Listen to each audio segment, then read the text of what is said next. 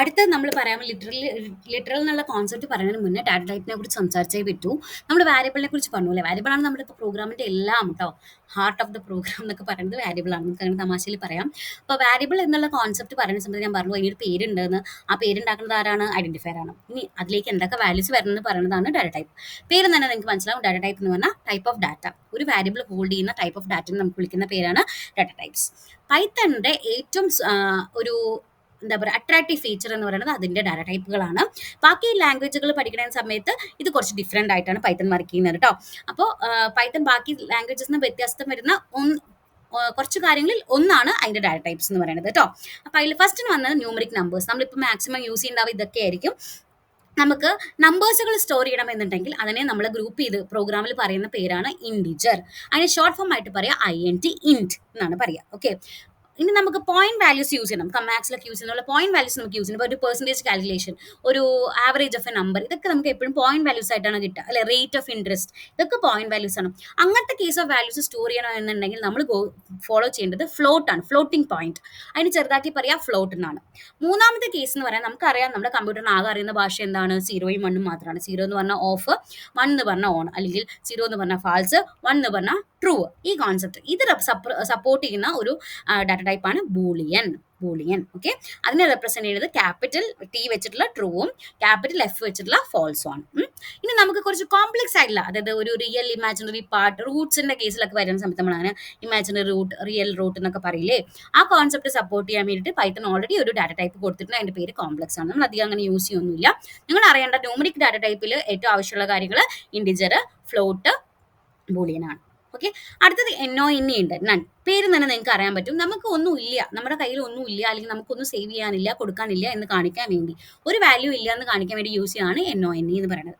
അടുത്ത രണ്ടെണ്ണം ഭയങ്കര ഇമ്പോർട്ടൻ്റ് ആയിട്ടുള്ള ഒരു ഡാറ്റ ടൈപ്പാണ് സീക്വൻസും ഡിക്ഷണറിയും. ഓക്കെ, സീക്വൻസിൽ വരുന്ന സമയത്ത് നമുക്ക് sequence of type of data ഉണ്ടാവും.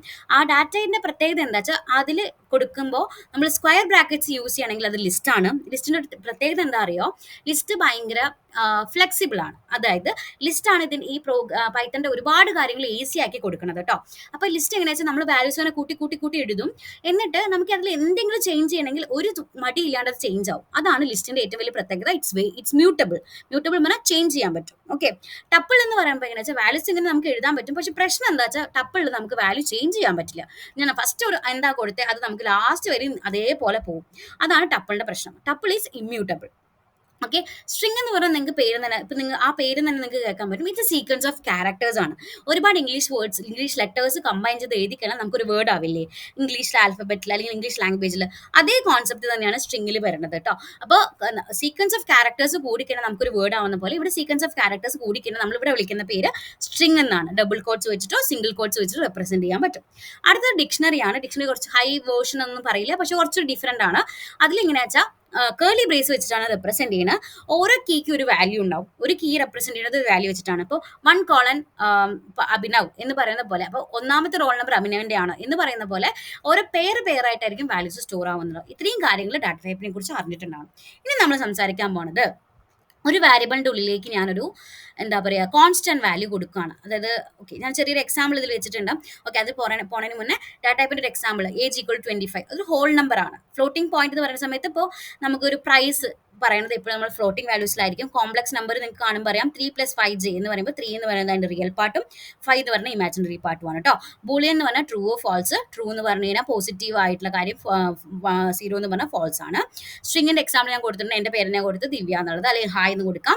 ലിസ്റ്റിൽ പറയുമ്പോൾ ഞാൻ 10, 20, 30 എന്ന് കൊടുത്തിട്ടുണ്ട്. ഓർഡർ ആണ്, കളക്ഷൻ ആണ്. ദാറ്റ് ക്യാൻ ചേഞ്ച് ചെയ്യാൻ പറ്റും.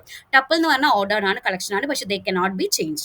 NONE പറഞ്ഞാൽ നത്തിങ്, ഒന്നുമില്ല എന്ന് കാണിക്കാൻ. പിന്നെ അടുത്തൊരു കോൺസെപ്റ്റ് ഉണ്ട് സെറ്റ് അൺഓർഡർഡ് ആണ്, പക്ഷേ യൂണീക്ക് ആയിട്ടുള്ള വാല്യൂസ് ആയിരിക്കും, ഡ്യൂപ്ലിക്കേറ്റ് ഇല്ല. അത് അധികം നമ്മൾ അങ്ങനെ യൂസ് ചെയ്യാറില്ല.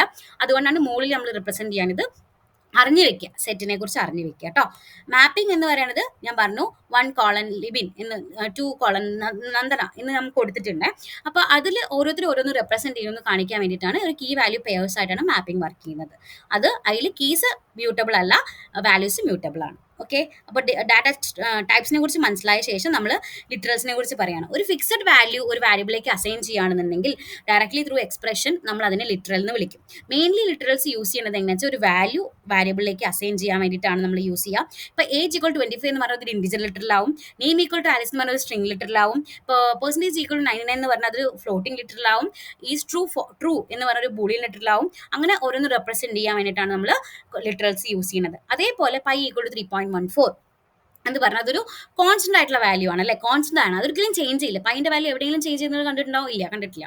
അപ്പൊ അങ്ങനെ ചേഞ്ച് ചെയ്യാൻ, അത് കോൺസ്റ്റന്റ് ആയിട്ടുള്ള വാല്യൂ സ്റ്റോർ ചെയ്യാൻ വേണ്ടി നമ്മൾ ലിറ്ററൽസ് യൂസ് ചെയ്യും. ഇത്രയും കാര്യങ്ങളാണ് ഓപ്പറേറ്റേഴ്സ് നമുക്ക് അടുത്തായിട്ട് പഠിക്കാം. Okay, thank you.